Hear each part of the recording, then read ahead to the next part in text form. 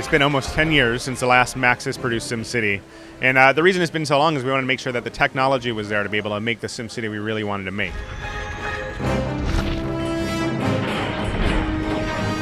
So both making sure computers were fast enough and the graphics could handle what we wanted to do, and also that the world was connected enough so we could do the true multiplayer that we've been waiting for.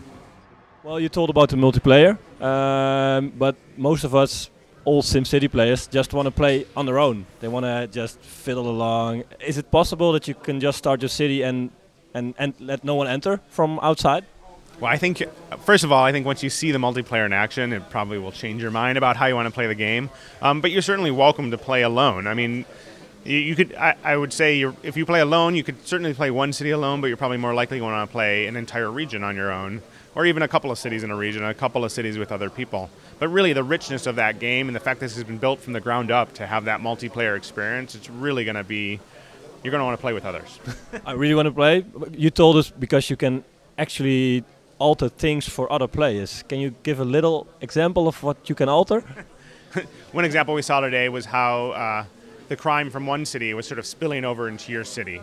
And it was making your city, you saw the arsonist appear in your city and drive up to your house and try to burn down one of your houses. I mean, that came because somebody else had crime in their city. Another example would be that since your city is creating all this pollution, it could spill out of your city and over into other cities. But there's plenty of more examples that we have, and we'll be showing that to you in action at E3. And could you actually talk to the other players and tell them that they have to make more work of fighting the crime? Or? Of course, yeah. You'll be able to communicate with other players in your region.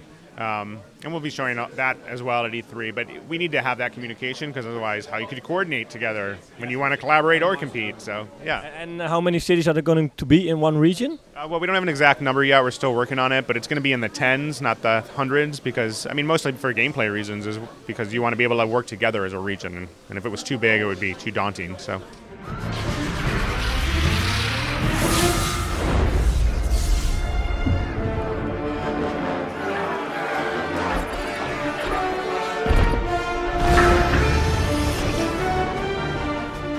How big is the new SimCity in comparison to SimCity 4? So the city we showed today is about as big as it's going to get. It's the size of a medium city in SimCity 4, which we found most people played.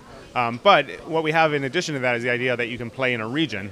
And so you can play in a region either with other people or with yourself and have multiple cities. And those cities, since they will influence each other, it allows you to really sort of play a whole region if you want. So I'm sure our power users are going to play an entire region on their own, specializing each city in the region to really like make it sort of an Uber city. Yeah, so they'll be the size of the medium-sized cities that in SimCity 4, so 2,000 by 2,000 meters.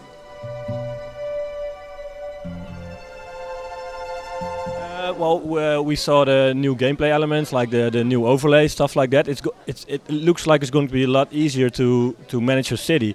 But where is the challenge? Is it still difficult for managing your finance? Because it was really difficult in SimCity 4. I mean, I think, again, with everything else, we're working on how to make it more accessible, but keep that depth there. So even though the data is presented in a very clear way, you still need to solve how you're going to deal with that. And there's still a lot of work to happen there as a mayor. I mean, I think the challenge, there'll be some of the same challenges, some new challenges, and it's a new game that's based on the same philosophy.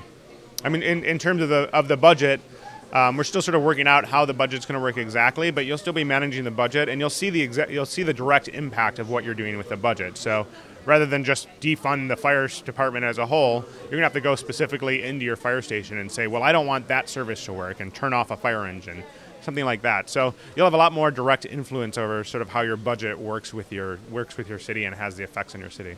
We certainly understand that SimCity 4 was very daunting in the budget area, and we want to make sure that the depth is there, but yet it's easier to access, so we don't scare off players who don't know how to deal with that stuff. So.